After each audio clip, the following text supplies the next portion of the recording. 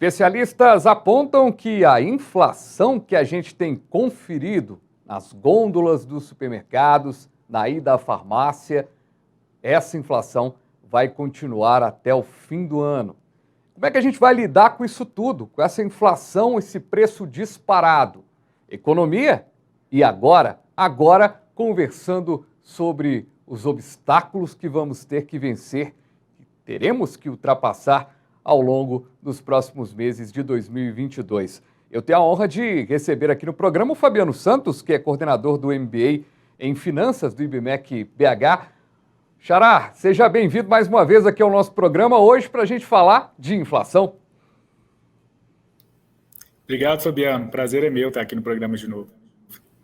Fabiano, para a gente começar essa prosa nossa sobre inflação, eu separei aqui um material produzido pelo Banco Central explicando o que é inflação. Vamos ver. Já pensou se você vai ao mercado comprar um produto que custa R$2 e ao chegar lá o preço tiver subido para R$4, assim, de uma hora para outra? Os mais novos podem não lembrar, mas esse tipo de situação fazia parte do dia a dia dos brasileiros até meados da década de 1990.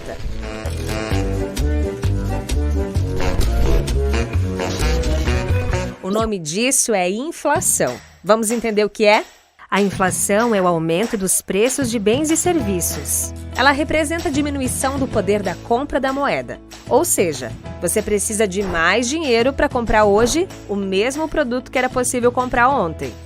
O Brasil tem vários índices de preços, mas no regime de metas para a inflação é medida pelo Índice Nacional de Preços ao Consumidor Amplo, o IPCA.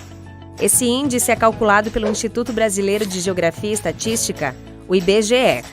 Quer saber mais sobre o regime de metas para a inflação? Assista então ao terceiro vídeo dessa série. O IPCA estima o custo da cesta de produtos e serviços. Ela reflete padrões e hábitos de consumo das famílias brasileiras com renda mensal entre 1 e 40 salários mínimos, o que engloba quase 90% das famílias do país que moram nas áreas urbanas. Alguns dos itens que compõem o IPCA são o arroz, feijão, ônibus urbano, médico, gás e energia. Atualmente, o IBGE passou a incluir na pesquisa itens como o transporte por aplicativo, serviço de streaming, cabeleireiro, barbeiro e óculos de grau, o que reflete os novos hábitos de consumo da população. Mesmo assim, nem sempre a taxa medida pelo IPCA é a mesma sentida pelo cidadão no seu dia a dia. Isso acontece porque a cesta do IBGE é uma aproximação dos gastos da maior parte das famílias do país. Mas cada família tem os seus próprios hábitos de consumo. O Banco Central orienta suas ações de controle de inflação pelo comportamento esperado da inflação. Para isso, acompanha um amplo conjunto de informações e toma decisões bem embasadas. Vamos saber mais sobre isso nos outros vídeos dessa série. Quer saber mais como funciona a política monetária brasileira? Fica ligado no próximo vídeo que vamos te explicar qual o papel do Banco Central na economia do país. Até lá!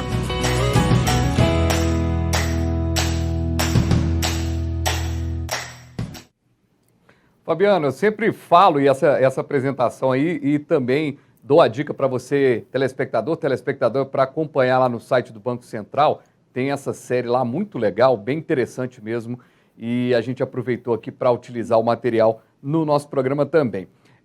Eu sempre digo, Fabiano, que a gente entende o que é inflação, que um produto está mais caro dentro da nossa cesta de produtos mesmo, né? Não adianta, por exemplo, se eu não faço consumo, por exemplo, de bebida alcoólica, eu não vou saber que há uma inflação do preço da bebida alcoólica no meu dia a dia. E aí, todo mundo aqui que está acompanhando o programa tem aquele produto e não tem um produto sequer que a pessoa não chegue hoje e fale, mas tempo atrás esse produto estava um pouquinho mais barato. Ou seja,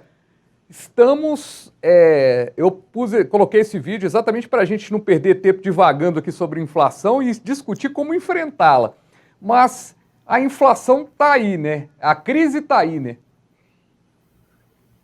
Verdade, Fabiano. A inflação está aí, ela está nos rondando, né? A gente percebe ela na mensalidade da escola do nosso filho, a gente percebe ela na gasolina, a gente percebe na energia elétrica, nos alimentos principalmente, né? Então, todas as vezes que a gente vai no supermercado, o preço está um pouquinho mais alto.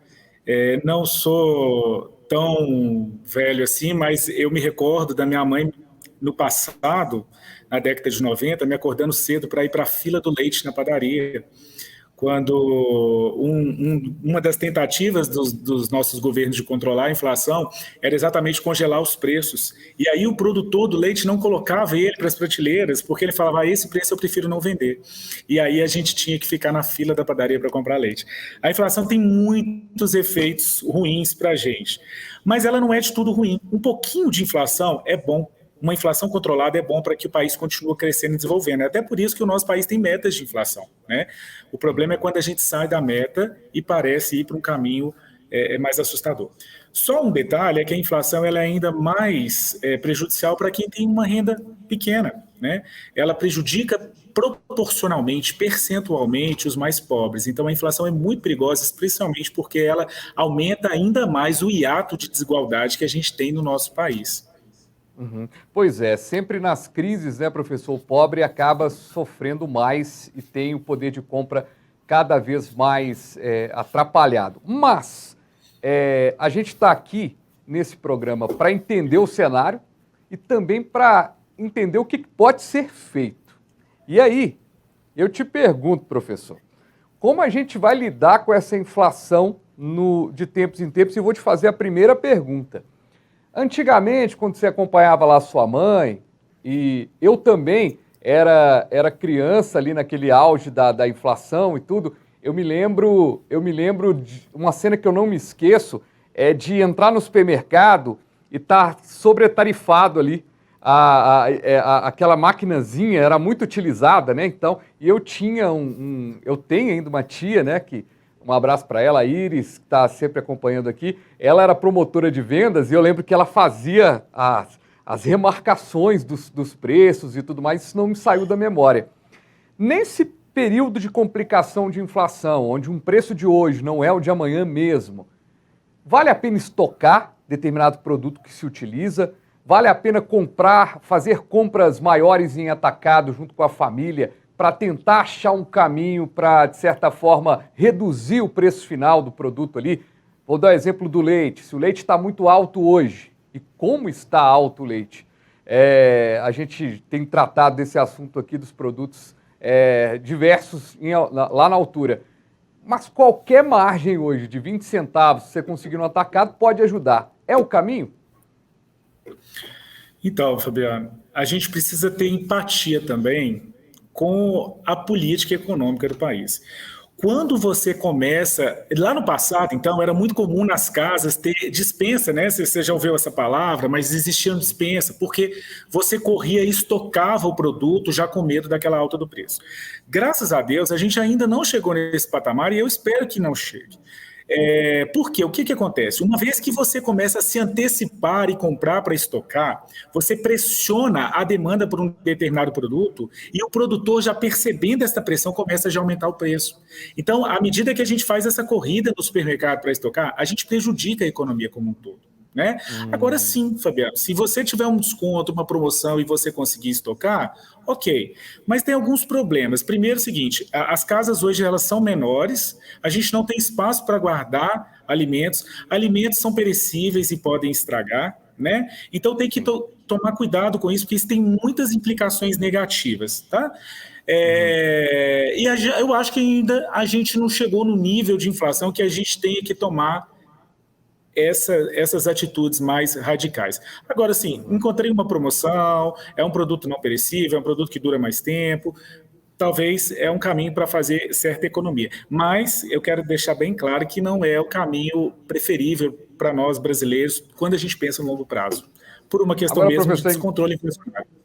É curioso, professor, que eu tenho feito, eu vou contar uma experiência minha, eu tenho feito com leite o inverso dessa sugestão da compra coletiva. Eu chego no supermercado, eu estou levando 1 litro de leite ou 2 na expectativa de melhoria, porque eu sei que isso vai, uma hora a coisa vai se acertar, porque não está bom para ninguém, né? Não está bom para a empresa, não está bom para o produtor, não está bom para o consumidor final. Então, uma hora a coisa meio que se acerta Então, é uma expectativa, mas as pessoas acabam tendo essa possibilidade de fazer a compra coletiva e tudo mais. Agora, tem custos que eles são fixos, né, professor? E não tem como a gente cortar. São custos com moradia, com transporte. Esses custos que não cabem aí serem cortados, há alguma maneira que a gente possa orientar as pessoas para, pelo menos, mudar ali o hábito, diminuir um pouco mais o custo ali da energia, apagando a luz na hora certa, tomando banho nos horários corretos? Sim, Fabiano. Essas medidas, né, de economia dos custos fixos, eu acho que a gente já está careca de saber, porque em algum momento a gente já se viu apertado, né? Pelo menos eu, Fabiano. Sei não que você tem essa cara, né, de uma pessoa bem-sucedida aí com muito dinheiro. Mas no meu caso, vai nessa. a gente já sabe, né? A gente já sabe que o banho tem que ficar mais curto, o chuveiro tem que ficar no morno, né? Essas coisas todas vão nos ajudar a diminuir um pouco dos gastos fixos. Mas eu queria chamar a atenção para uma coisa que a gente não está notando, mas está acontecendo hoje, são os gastos de coisas que a gente consome, de serviços que a gente consome, que eles começam a parecer fixos. Como, por exemplo, serviço de streaming de música e de TV, né? Uhum. Então, assim, isso já está tão incorporado na minha realidade que parece fixo que eu não consigo mais viver sem isso. Mas eu consigo viver. No momento de aperto financeiro, eu acho que a primeira coisa que vale a pena a gente olhar é quais os streams que eu estou consumindo, quais os pacotes de internet, quais os aplicativos que eu pago. Essas coisas todas são pequenininhas, mas quando você junta tudo, elas viram um montante maior. Porque a conta de luz, a conta de água, a conta, né, do transporte, a gente tem pouca margem de gestão. Mas é importante também fazer essa gestão lá.